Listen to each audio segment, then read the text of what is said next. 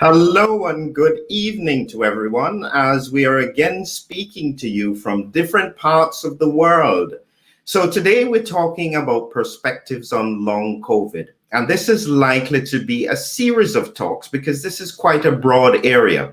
So today we have the pleasure of having with us from the Netherlands, Dr. Annette Offringa and Dr. Neil Bodie from the US. Hi guys, how are you doing? And let me quickly unmute you. Are you hearing okay? Yes. Wonderful. Hello, well, Philip. what I'll do Thank you for inviting me. Yeah. Yes. We're going to start with you then, Annette. Do you mind just doing a very quick introduction so that people know where you're from and what you're about? Okay. I'm Annette Offringa. I'm a general practitioner in the Netherlands. And I also do scientific research. And mainly I try to explain explain disease mechanisms. So COVID-19 is obviously a very interesting disease to try to explain. Wonderful. And Neil, about you? I've been involved in biotech for about 20 years. The first 10 years I was involved in autoimmunity, so I have that background. And then around 2006, I started getting involved in something called antibody-dependent enhancement of infection, and that's where pathogens use our antibodies against us. And that got me launched into viral and infectious diseases, and that's really the basis of our talk today, is the intersection of those two backgrounds. Wonderful. So one of the first questions is to differentiate what I call long COVID versus complications of COVID. Any thoughts on that? Anybody wants to say something about that? Annette, why don't you go first as a practitioner? Why don't you go first? Yeah. Thank you.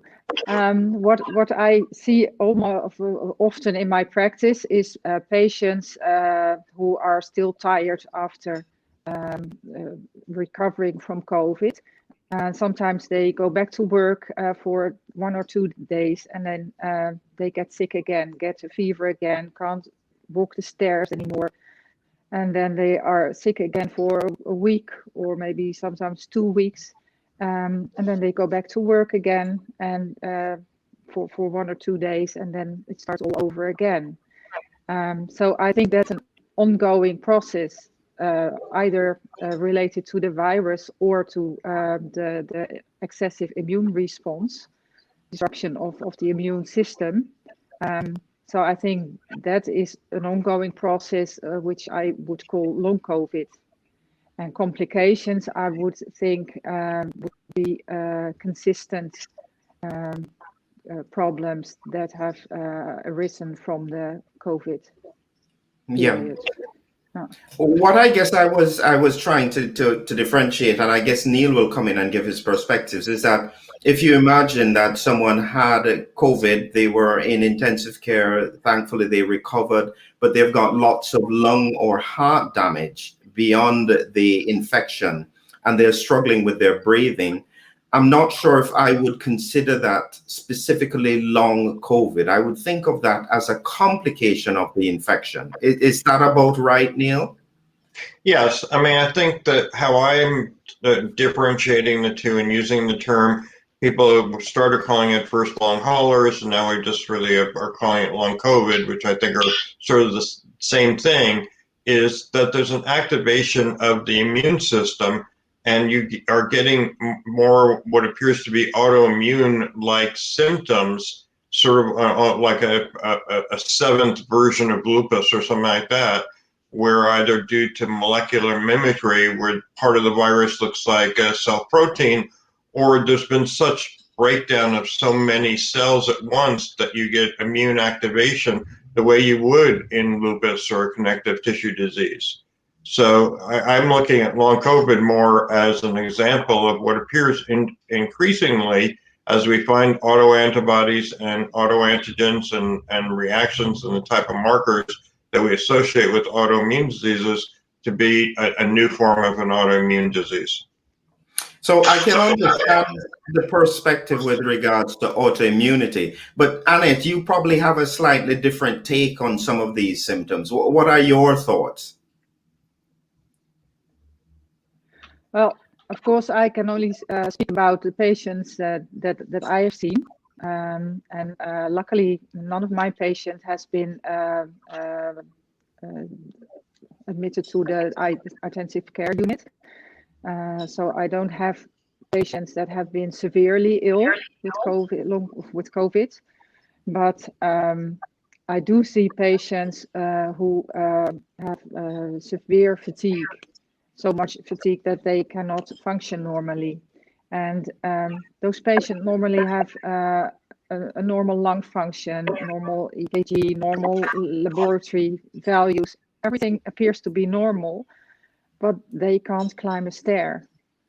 So that's what I see in my practice. And I think it might have to do with ACE2 deficiency, that they have increased activation of the immune system still. That's an important point, Annette, but I think that somebody may not quite understand what you mean when you say ACE2 deficiency. Just to clarify a little bit, the ACE2 enzyme acts in the renin-angiotensin system to break down the activity of angiotensin 2, primarily in the lungs. And if this is not working efficiently, I guess you're saying if you have a deficiency of this enzyme afterwards, you will then end up with a problem. You could end up with a problem like that. Would that be about okay? Well, angiotensin 2 is also expressed in the endothelial cells, the lining cells of the blood vessels. And angiotensin 2 converts, or ACE2 converts angiotensin 2, which is pro-inflammatory, into angiotensin 1,7, which is anti-inflammatory.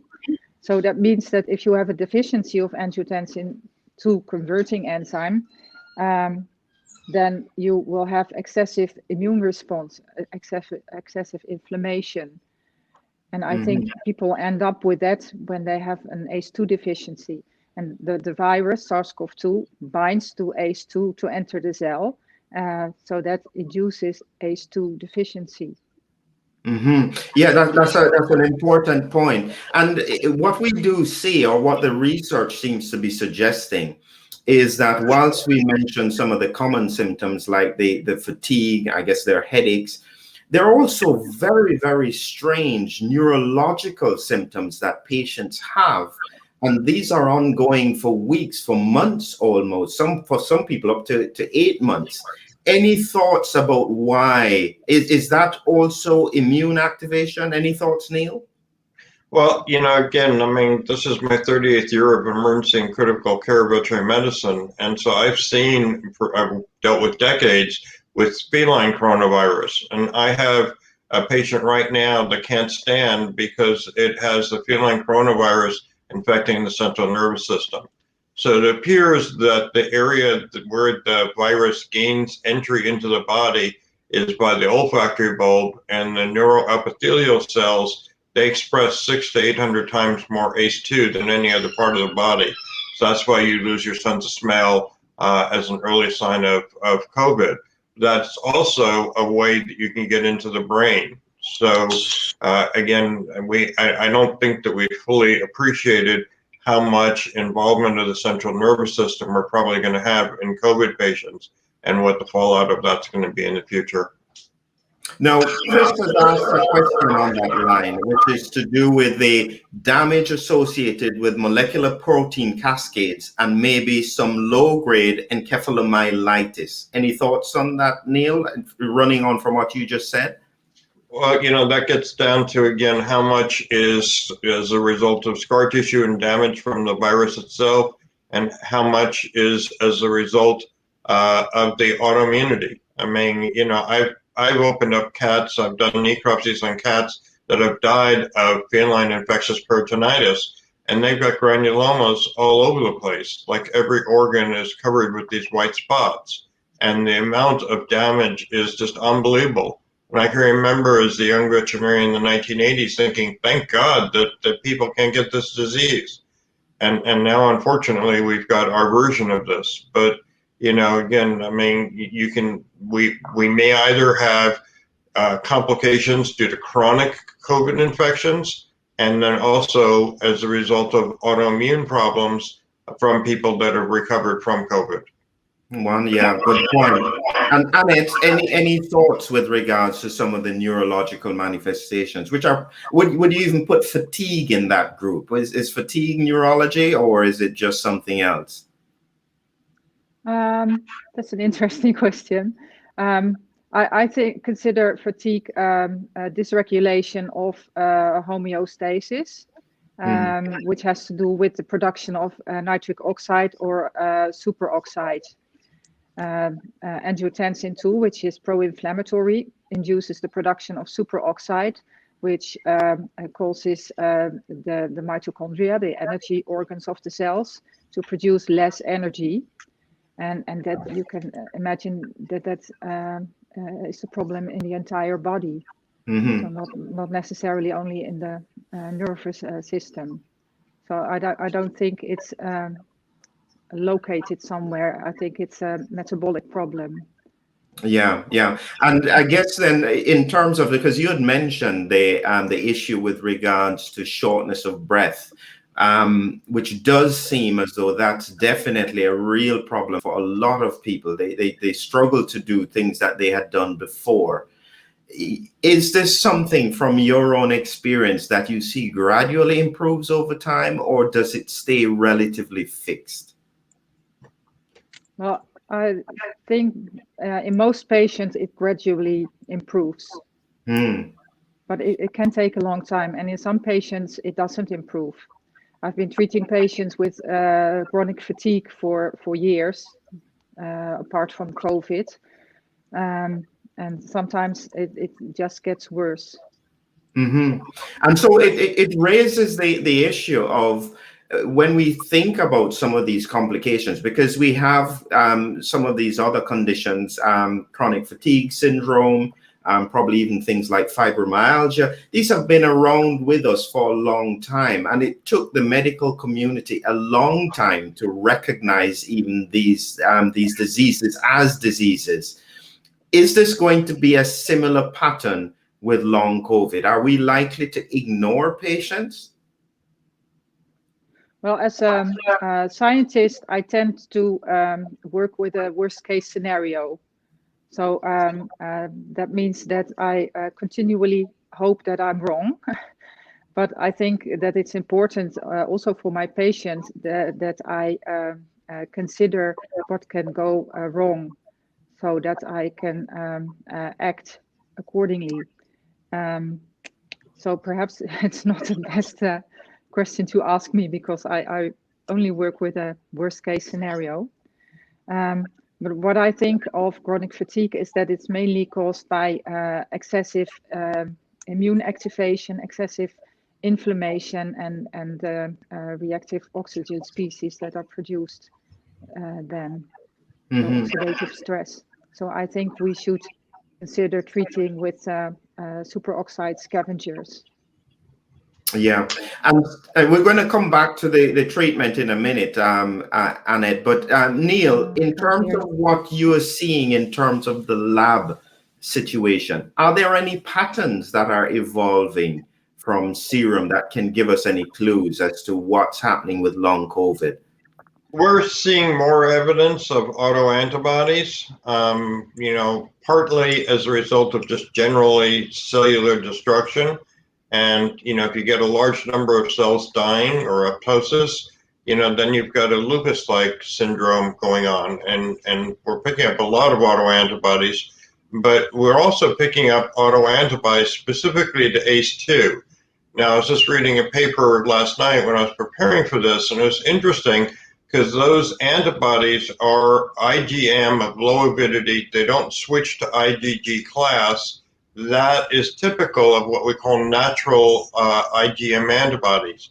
Everyone has them, and they're not as a result of infection. And they're low avidity, but that means that they cross-react with a lot of proteins. And that's the basis of a lot, like rheumatoid factor would be a great example. So this is the basis of a lot of autoimmune diseases.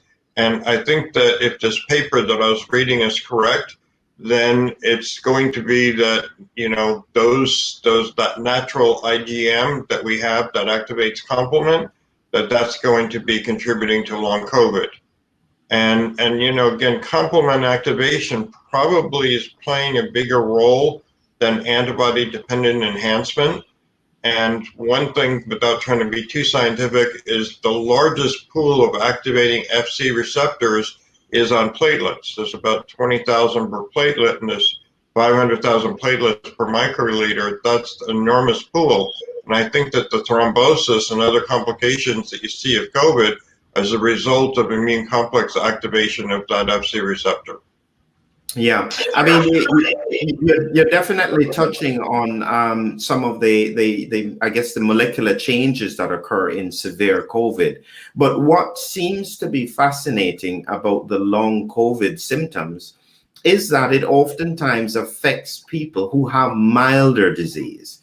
So they will not necessarily end up in hospital, but they end up with these debilitating symptoms for a long period of time, which doesn't seem to make sense. You would almost assume that the more severe autoimmune response with lung involvement should give you more complications. Is that unreasonable? Well, you know, again, it comes down to I'm not sure if that's correct. I'm sorry. Let me let Annette go. I'm sorry. Go ahead, Annette. I'm not sure if it's correct that patients with mild COVID have more chance of long COVID, because there's research being done by the University of Leicester, and they found that of the patients that have been admitted to the hospital for COVID-19, so I guess they had COVID-19 severe enough to be admitted to the hospital. Of those patients, 29.4% were readmitted within 140 days after being released from the hospital, and 12.3% died within 140 days after being released from hospital. Yeah, so those patients, mm-hmm. those patients are not healthy again. Lots of them have to be readmitted in hospital or even die. So this raises the point, Annette, which is what I was thinking about before. I think what I found. Oops, we've got another Neil. Let me just we've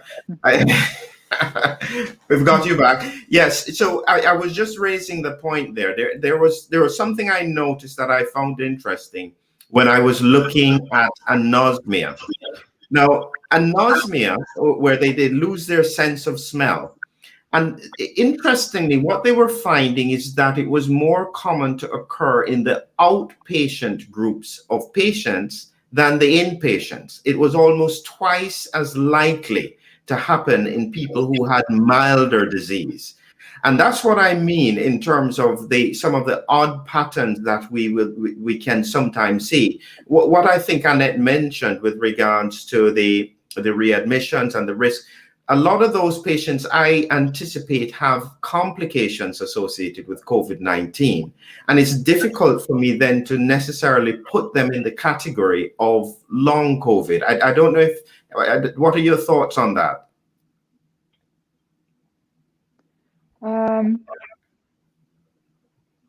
I have to. Can you give me a moment? Yeah, don't worry. What about Neil? Any thoughts on that? Any difference you find between the antibodies with the outpatients versus inpatients, or are you only looking at outpatients? I think we're still ascertaining that, but part of that also comes down to where is the immune stimulation. If people have mild COVID, then it's more in the upper respiratory tract, and you're going to be stimulating more secretory IgA and to a certain extent IgM and perhaps those natural antibodies. but not IgG. IgG is more of a systemic reaction. So as it progresses from a more mild disease to a more severe disease, then you're going to be getting a different reaction, and you're going to be getting an IgG reaction. And the paper that I was reading last night said that the autoantibodies to ACE2 were IgM primarily, less IgA, and virtually no IgG, which would fit with a secretory type exposure. Mm-hmm. So the other question that people would wonder about, because we have been so focused on mortality with regards to COVID-19, and we're only starting to look in a little bit more detail at the long-term health damage like we have with long COVID. Any thoughts on how vaccination is likely to play in this? I mean, we don't know as yet, but what are your thoughts? Do you think this is likely to make no difference, a bit of difference, a lot of difference? The thing that worries me about the vaccines is that they use the viral spike of the virus, and the spike is I think the most dangerous part of SARS-CoV-2, because the spike is the way into the cell for the virus, and also the spike has the ability to evade the immune response, the adaptive immune response. So I'm not really comfortable with using the spike in the vaccines. Mm-hmm. Any thoughts, Neil? Yes, if you had asked me 6 months ago, I would have said that I would wait at least 6 months after the vaccines come out to get vaccinated. With how high the positivity rate is in Los Angeles, I've changed my opinion. And when I got offered the opportunity to get vaccinated, I've already had the first shot from Moderna. So while I completely share Annette's concerns, and I think that this second generation will be safer spike protein or other proteins in the vaccines. Right now, there's just so many people, 1/3 of people in LA either have or have had COVID, and again, I mean, a dozen of our family members, fortunately, none of them, very sick or fatal, have had COVID. It's striking very close to home. And when it's hitting that close, then I've changed my opinion. And I think that vaccination is important. And the data that's coming out of Israel, which shows that mass vaccination can decrease the rates of COVID, that can decrease the number of people that have long COVID and also cut down on the possibility of new variants. So I shifted my opinion that you should get vaccinated and have mass vaccinations. Yeah, I think that's an important point. Go ahead, Annette. Yes, according to the viral spike, I think that's the key. If we understand what the viral spike does, that's the key to why some people get sick and other people don't, and why some people make immunity and other people don't. I think it has to do with the viral load, because you have to have enough spike proteins inside the cell to form an adaptive immunity, a specific immune response to the virus. But if you have too much spike proteins in the cell, then these spikes can help the virus evade forming of an adaptive immune response. So I think that would be the key to learning about which people get more severely ill and which people don't form an immune response. Mm-hmm. And how much attention should be being given to long COVID when we think of the pressure that we need to encourage people to vaccinate? A lot of people are hesitant, but they are hesitant because they may be younger and or they think that the risk of them dying is low. But it doesn't seem that many people are focused on the fact that if they get the infection, they can have long-term symptoms. How do we change that? Annette, you want to take that first? No, you can take that one. Okay. You know, again, I mean, that's my recommendation now to even younger people. If I was in my 20s, to be honest, if I was in my 20s when a relative got infected back in March and the hospitals weren't overwhelmed, I may have made the decision, right or wrong, to get exposed to that person and tried to get COVID out of the way. Now, with the new variants that are coming out, and I mean, Manaus should have had herd immunity. They estimated 75% of the people were infected this spring. And so we did not expect them to be hit hard by a second wave. The variant that's happened down in Brazil appears to overcome their immunity, and now the second wave seems to be worse than the first. It's a horrible situation. It's like a bad nightmare movie. And so, I think that again, the more that we let millions of people to be infected with COVID, the more we're asking for variants to be coming up. And so I think at this point, even though we don't know, and I think future vaccines that maybe just have the receptor binding domain and a microparticle or a pseudovirus or something like that, that may be much safer than using the whole spike protein. I agree with Annette. There's parts of the spike protein we don't want to be exposing the immune system to, because that may cause a adverse reaction. But we just right now we don't have time. The variants are putting a lot of pressure, and to me, it's a race between vaccination or variants. And between that choice, I'm going to take vaccination with whatever side effects it has. And so therefore, people may be listening with symptoms, and their question is, it's great that we're trying to figure out the pathophysiology. It's great that we're doing research about it, but I have symptoms today. What happens for them? Do they just have to suffer with it? Annette, any real-time experience with that? Well, if my patients suffer from long COVID, from ongoing symptoms, I try to help them, and I have to work with what I know. So I aim at trying to keep reactive oxygen species low.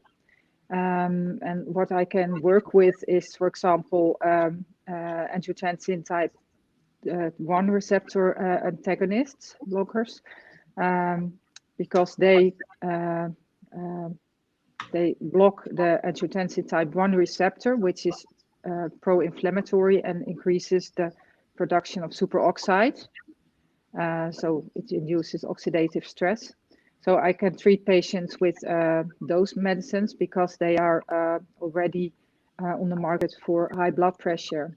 Yeah, this is what I was just going to ask, Annette, is because I guess people may not realize when you say angiotensin receptor blockers, they don't realize that these are common drugs that we used every day for high blood pressure. So they're easily available.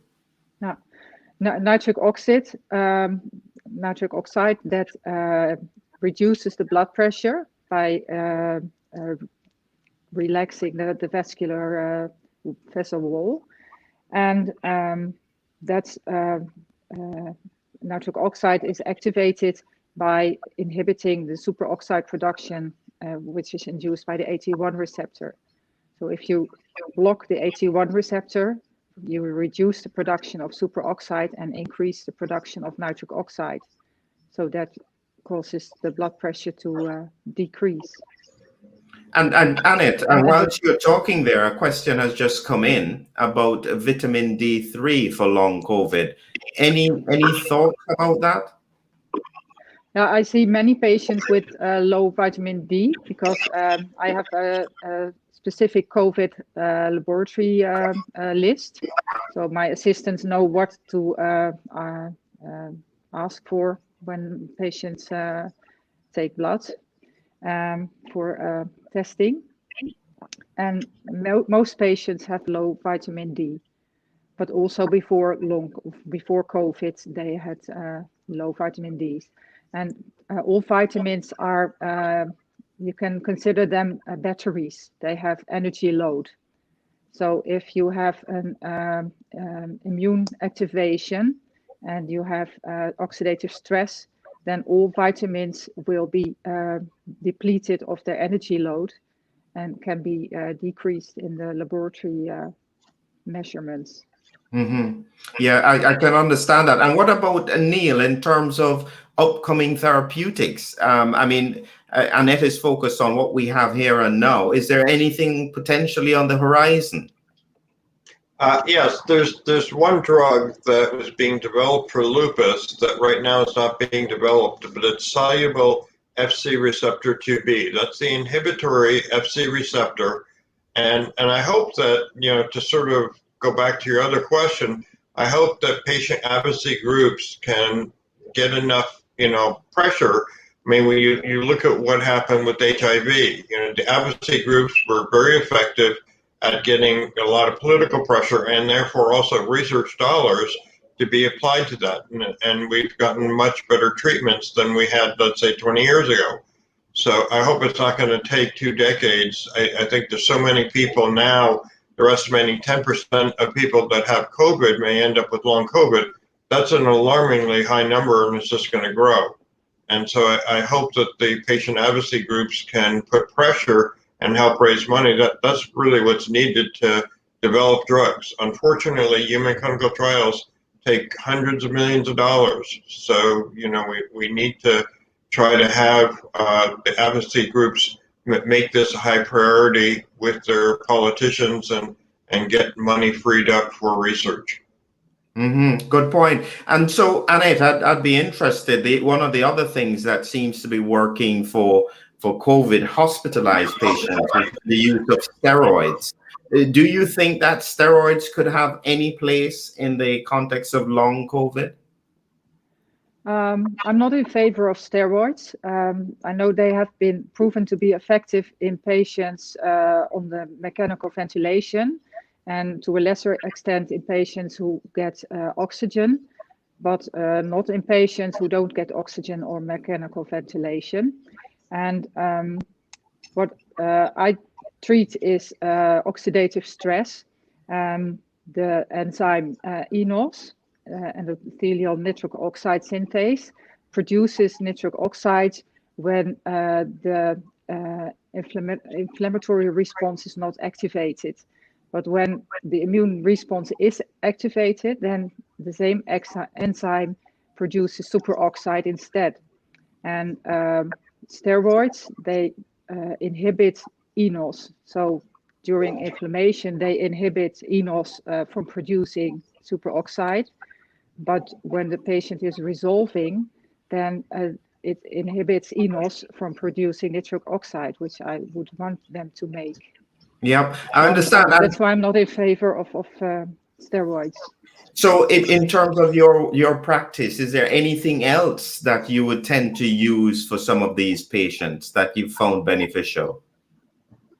I do use vitamin B12 a lot because vitamin B12 is low threshold to use, and vitamin B12 is a superoxide scavenger. And I've been using it a long time for patients with chronic fatigue, with very good effect in most patients. And what I would like to test, but with what I can't use yet because it's off-label, is a tetrahydrobiopterin, because that's the necessary cofactor to activate ENOS to produce nitric oxide. Could you explain a little bit more about that? That may have gone over everyone's head. What is that, and where do they find that? Well, the enzyme endothelial nitric oxide synthase produces nitric oxide during a healthy situation, but during oxidative stress, the essential cofactor tetrahydrobiopterin, BH4, is oxidized. And then ENOS doesn't produce nitric oxide anymore, but it produces superoxide instead. And that adds to reactive oxygen species and oxidative stress.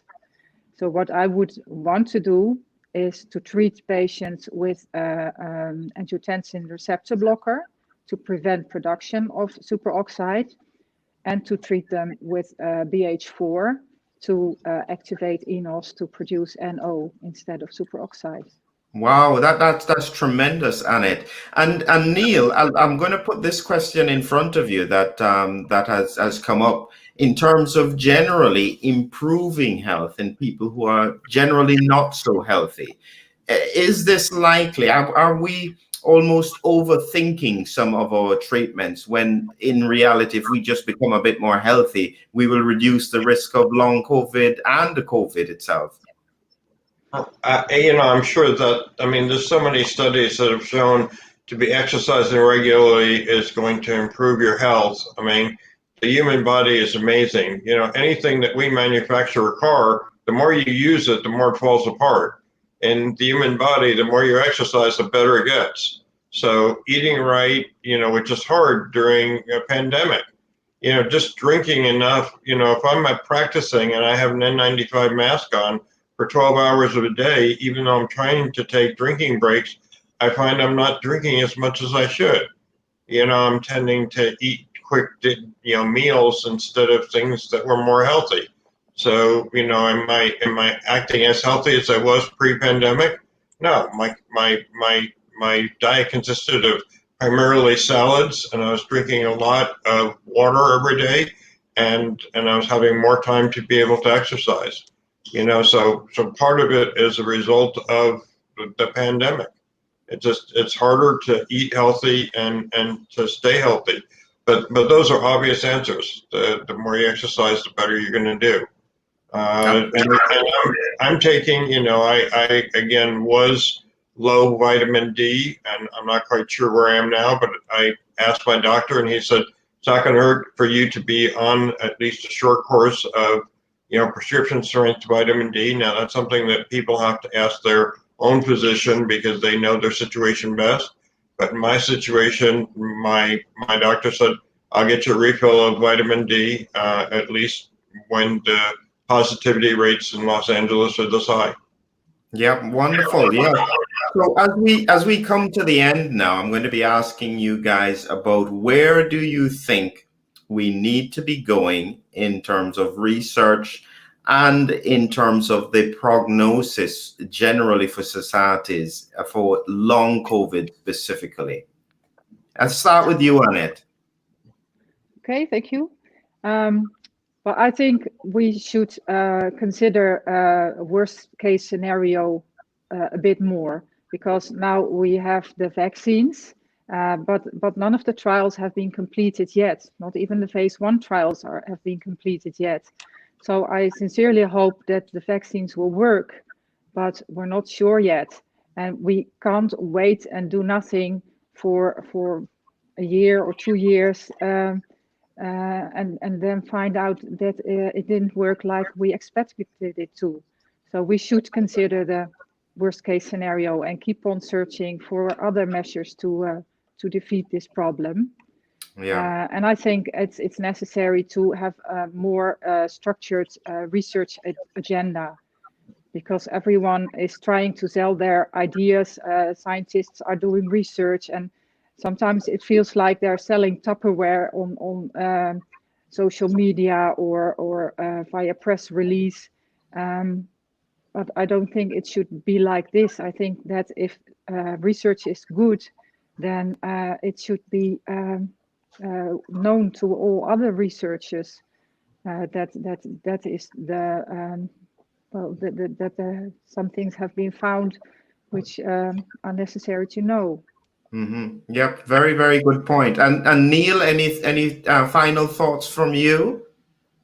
Well, I think, again, in trying to wear an N95 mask, 8 hours into a 12-hour shift, I'm ready to rip it off my face. It's very difficult.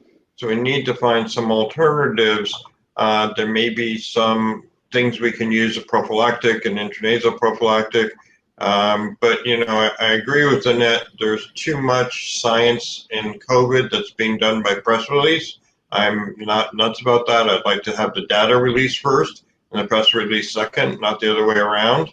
But most of this comes down to research dollars and, these clinical trials, and to find out whether these things work or not, they take a lot of money. And we're going to have to make a concerted decision and effort that this is a big enough problem that needs to be addressed, that we're going to put that effort and money into solving it.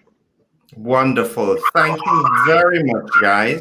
I think this is, in a sense, part one of a very, very important discussion. And I think we'll be coming back to it a few more times over the next few months. Thank you very much for being here with us and giving us these wonderful answers. I'm sure that we'll get a chance to hear some more stuff from you guys in the near future. Thank you very much. Thank you, Philip. Thank you, Neil.